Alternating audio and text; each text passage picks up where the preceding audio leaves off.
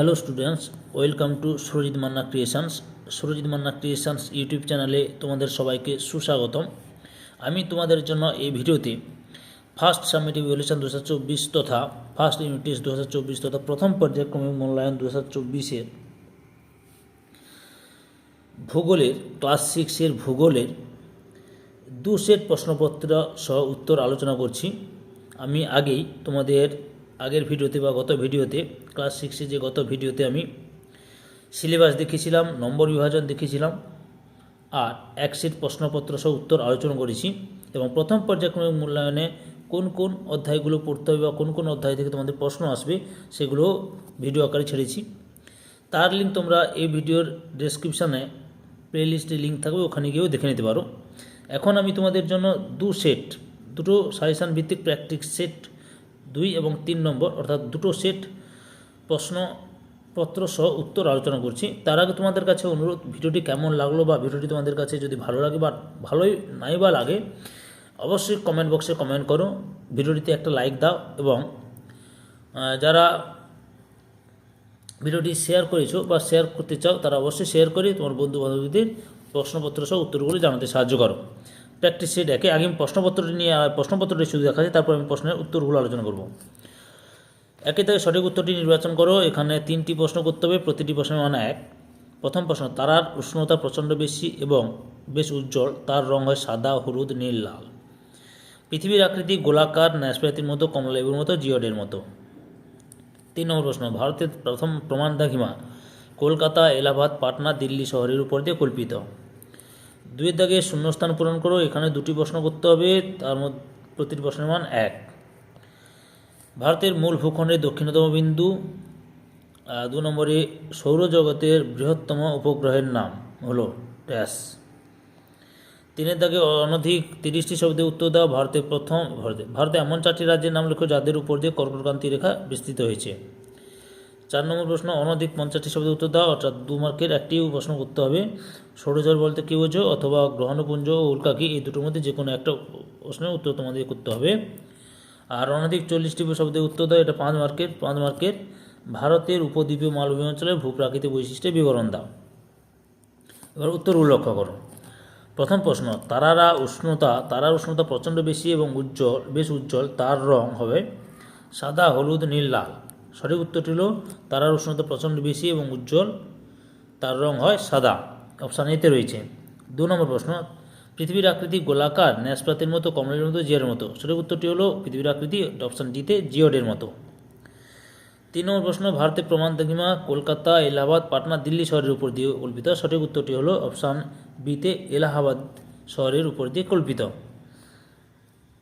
2 দাগে শূন্যস্থান পূরণ করো। 1.2 দাগে ভারতের মূল ভূখণ্ডের দক্ষিণতম বিন্দু ড্যাশ। উত্তর, ভারতের মূল ভূখণ্ডের দক্ষিণতম বিন্দু হলো কন্যাকুমারিকা অন্তরীপ হবে। কন্যাকুমারিকা লিখেছি আমি শুধু কন্যাকুমারিকা অন্তরীপ, তোমরা অন্তরীপটা লিখে দেবে।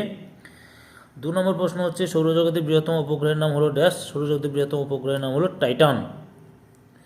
3 থেকে অনধিক 30টি শব্দে উত্তর দাও। ভারতে এমন 4টি রাজ্যের নাম লেখো যাদের উপর দিয়ে কর্কট ক্রান্তি রেখা বিস্তৃত হয়েছে।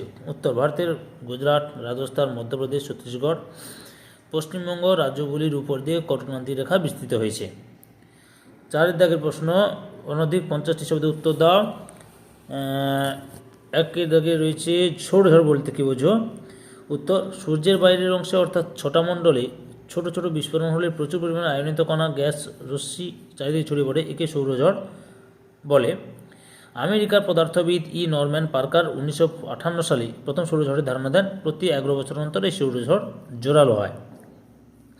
অথবা গ্রহাণুপুঞ্জ ও উল্কাকি। প্রথমে উত্তরটা লক্ষ্য করো। গ্রহাণুপুঞ্জ কাকে বলছি আমি। মঙ্গল ও বৃহস্পতি গ্রহের মধ্যে অসংখ্য গ্রহকণা পুঞ্জীবিত বা একত্রিত হয়ে গ্রহদের মতোই সর্বদা সূর্যকে পরিক্রমণ করে চলেছে, এদেরই একত্রে গ্রহাণুপুঞ্জ বলা হয়ে থাকে। উদাহরণ উল্লেখযোগ্য গ্রহাণুগুলি হলো পাল্লাস, ভেস্টা, হিলস ইত্যাদি। উল্কা কাকে বলে না, পৃথিবীর বায়ুমণ্ডলের মধ্য দিয়ে পৃথিবীর প্রবল মাধ্যাকর্ষণ শক্তির প্রভাবে প্রচণ্ড গতিতে ভূপৃষ্ঠের দিকে ধাবমান জ্যোতিষ্কদের উল্কা বলে। চলো এরপরে অনধিক 40টি শব্দে উত্তর দাও। 5 নম্বর প্রশ্ন এবং প্রশ্নের মান হচ্ছে 5। প্রশ্নটা হচ্ছে, ভারতের উপদ্বীপীয় মালভূমির অঞ্চলের ভূপ্রাকৃতিক বৈশিষ্ট্য বিবরণ দাও। অবস্থান, উত্তরের সমভূমির দক্ষিণে এই ত্রিভুজাকৃতি মালভূমি অবস্থিত, এর চারদিক পাহাড় দিয়ে ঘেরা। চতুর্সীমা 1 নম্বরে পূর্ব দিকে পূর্বঘাট পর্বতশ্রেণী রয়েছে, পশ্চিম দিকে পশ্চিমঘাট পর্বতশ্রেণী রয়েছে, উত্তরে আরাবল্লী বিন্ধ্য সাতপুরা পর্বত রয়েছে এবং দক্ষিণ দিকে রয়েছে নীলগিরি, আন্নামালাই, পালনি, কার্ডামাম পর্বতশ্রেণী। সংক্ষিপ্ত বর্ণনা: এই মালভূমি জায়গায় জায়গায় বিচ্ছিন্ন, ভূমির ঢাল পশ্চিম থেকে পূর্ব দিকে এবং উত্তর থেকে দক্ষিণাংশ ক্রমশ উঁচু হয়ে গেছে। সমগ্র অঞ্চলের গড় উচ্চতা 600 থেকে 900 মিটার। এই মালভূমি উত্তর পশ্চিমাংশ লাভা দ্বারা গঠিত, সিঁড়ির মধ্যে ধাপ বিশিষ্ট হয়, একে ডেকান ট্র্যাপ বলে।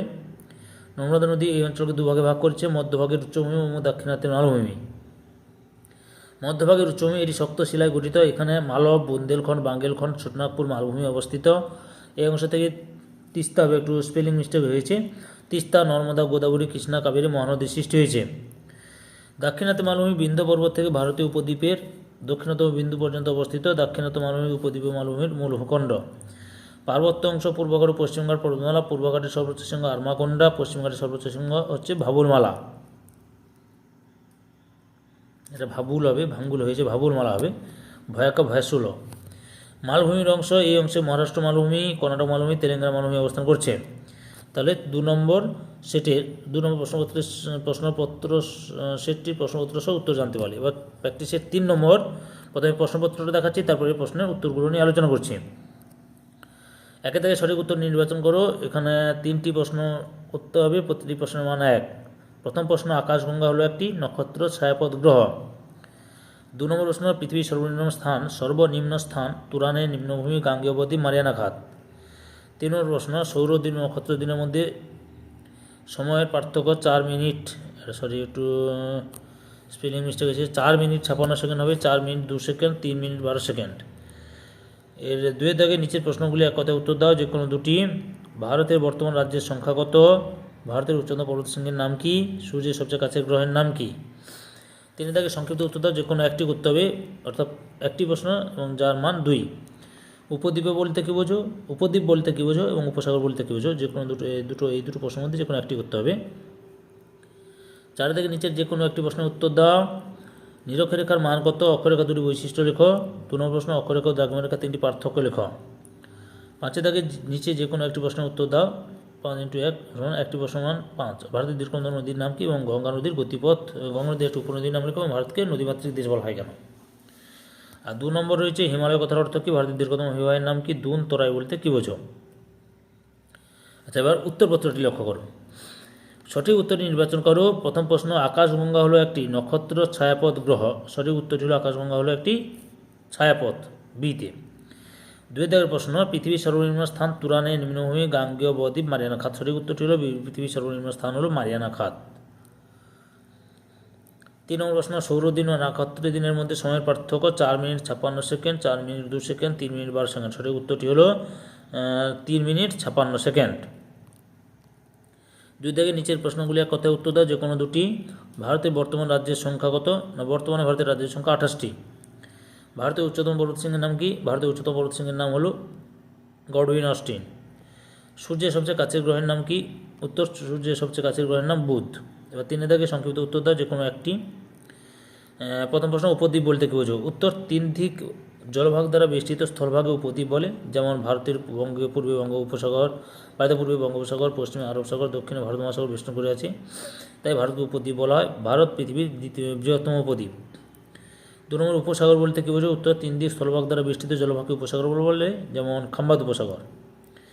4 দাগের নিচে যে কোনো একটি প্রশ্নের উত্তর দাও, অর্থাৎ একটি প্রশ্ন করতে হবে 3 মার্কের। নিম্নরেখার মান কত? নিরক্ষরেখার মান কত? নিরক্ষরেখার মান হচ্ছে 0 ডিগ্রি। অক্ষরেখার দুটি বৈশিষ্ট্য দেখো। অক্ষরেখার বৈশিষ্ট্য: প্রত্যেকটি অক্ষরেখা পূর্ণবৃত্ত, অক্ষরেখাগুলি পূর্ব থেকে পশ্চিমে বিস্তৃত। সর্বনিম্ন অক্ষরেখার মান 0 ডিগ্রি, সর্বোচ্চ অক্ষরেখার মান 90 ডিগ্রি। অক্ষরেখা এবং দ্রাঘিমারেখা 3টি পার্থক্য লিখতে হবে তোমাদের। আচ্ছা, অক্ষরেখা এবং দ্রাঘিমারেখার পার্থক্য দেখো। আকার: অক্ষরেখাগুলো হচ্ছে পূর্ণবৃত্তাকার, দ্রাঘিমারেখাগুলি হচ্ছে অর্ধবৃত্তাকার। এরকম পার্থক্য এরকম লিখবে। পার্থক্য বিষয় অক্ষরেখা দ্রাঘিমারেখা এরকম পার্থক্য করবে। 2 নম্বর: বিস্তার: এগুলি পূর্ব পশ্চিমে বিস্তৃত, এগুলি উত্তর দক্ষিণে বিস্তৃত। দৈর্ঘ্য: প্রতিটি অক্ষরেখা দৈর্ঘ্য সমান নয়, প্রতিটি দ্রাঘিমারেখা দৈর্ঘ্য সমান। সংখ্যা: পৃথিবীতে মোট অক্ষরেখার সংখ্যা 179টি, মোট দ্রাঘিমারেখার সংখ্যা 360টি। 5 দাগে নিচে যে কোনো একটি প্রশ্নের উত্তর দাও।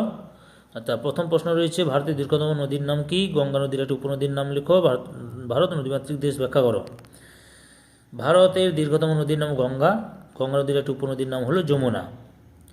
আচ্ছা, ভারত হলো নদীমাতৃক দেশ। সারা ভারতবর্ষ জুড়ে ছোট বড় অসংখ্য নদী জালের মতো বিস্তার লাভ করেছে।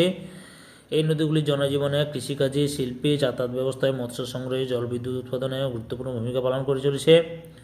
উত্তর দিকে গঙ্গা, ব্রহ্মপুত্র, সিন্ধুর মতো গুরুত্বপূর্ণ নদীগুলি যেমন উত্তরের সমভূমি অঞ্চলের সমৃদ্ধিতে সাহায্য করেছে, তেমনি দক্ষিণে গোদাবরী, কৃষ্ণা, কাবেরী দক্ষিণ ভারতকে সমৃদ্ধ করে তুলেছে।